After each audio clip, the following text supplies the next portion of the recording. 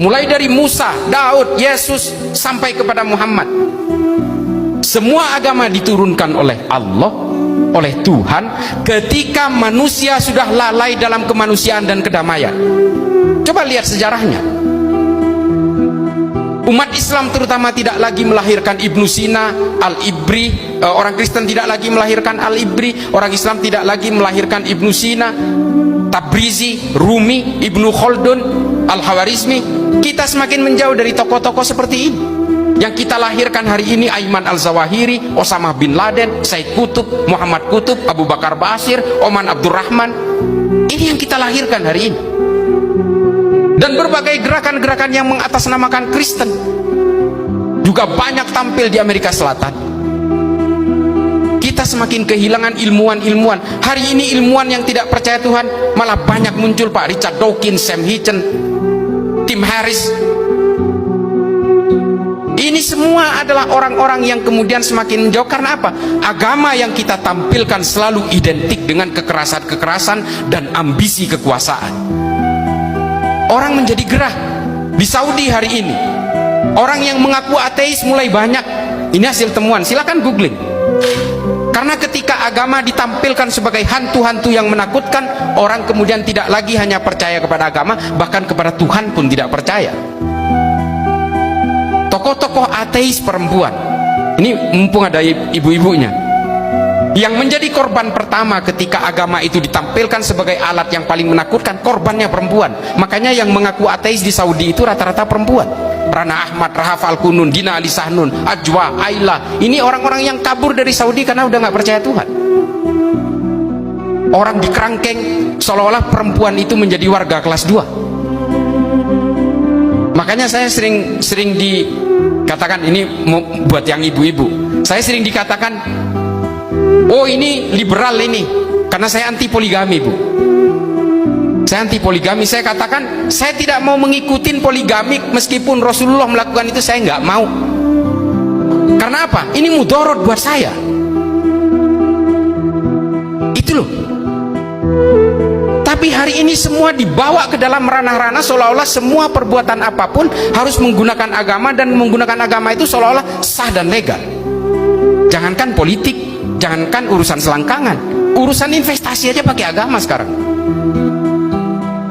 Nah, ini kemudian yang kita harus petakan, bahwa yang akan dihadapi oleh bapak-bapak sekalian nanti adalah bukan hanya persoalan ideologi yang berbasis ideologi agama yang berbasis kekerasan, tapi juga berbagai hasrat-hasrat politik yang menggunakan basis-basis agama.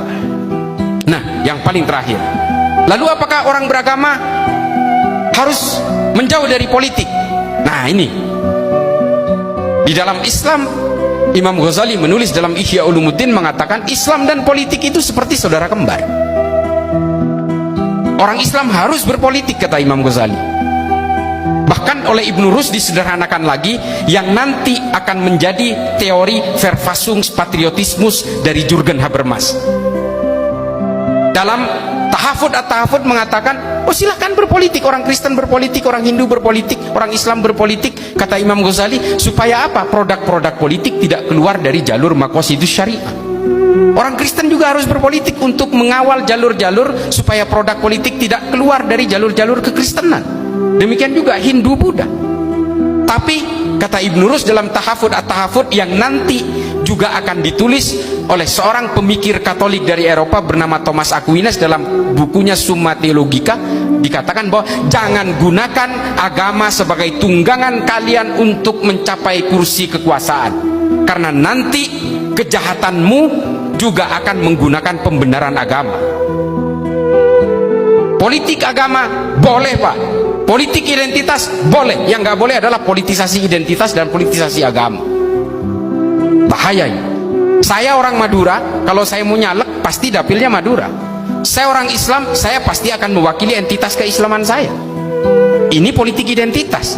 Tapi jangan politisasi agama dan kesukuan saya untuk menuding orang lain bahwa orang yang tidak memilih saya berarti bukan Islam. Ini bedanya. Yang paling terakhir juga adalah, tolong Bapak Ibu sekalian, karena ini calon-calon pemimpin di daerah nantinya, jangan sampai terjadi politisasi agama di masjid, Pak. Ini yang paling terakhir. Karena sejarah pergolakan semua agama selalu dimulai dari rumah ibadah. Perang 30 tahun yang dilakukan oleh orang Kristen sesama orang Kristen di Eropa juga diawali dari gereja. Perang sesama orang Hindu di India juga diawali dari berbagai kuil-kuil yang ada di sana. Islam juga. Selama masa Bani Umayyah selama 60 tahun, kampanye politik di masjid dilakukan, saling mencaci maki. Satu sama lain saling mencaci maki. Hingga ada salah seorang khalifah bernama Umar bin Abdul Aziz membuat satu kesepakatan, nggak boleh lagi politisasi agama di masjid. Lalu khotib Jumat diwajibkan membaca surat An-Nahl ayat 90 di setiap akhirnya supaya orang tidak lagi mempolitisasi agama di masjid. Nah, surat An-Nahl 90 ini sering kita dengar dari khotib kalau kita Jumatan. Innallaha ya'muru bil adli wal ihsan wa ita'idzil qurba wa yanhanil fahsya'i wal munkari wal baghi ya'idukum la'allakum tadhakkarun wa la dzikrullahi akbar. Hentikan semua ini anak manusia, saling tolong menolonglah kalian. Tidak ada gunanya kalian bermusuhan. Menggunakan kata manusia dalam ayat itu. Karena apa? Karena dulu sesama Islam tapi saling caci maki, Pak, di dalam masjid. Dan kemudian setelah keluar dari masjid mereka saling bunuh. Dan ini juga terjadi hari ini di Afghanistan, di Pakistan. Saya juga pernah berkali-kali, Pak, ke berbagai negara konflik ini.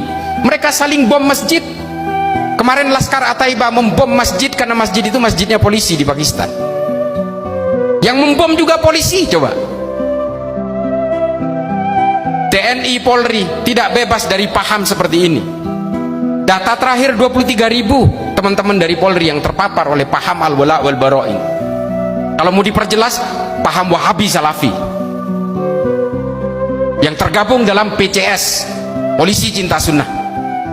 Makanya kemudian keluar Perpol nomor 7 tahun 2022 yang melarang anggota Polri untuk memeluk ajaran-ajaran eksklusif berbasis ekstrim seperti ini. Lalu keluar dipertegas dalam surat edaran dari Wakapolri bahwa di situ disebutkan salah satunya adalah Wahabi Salafi.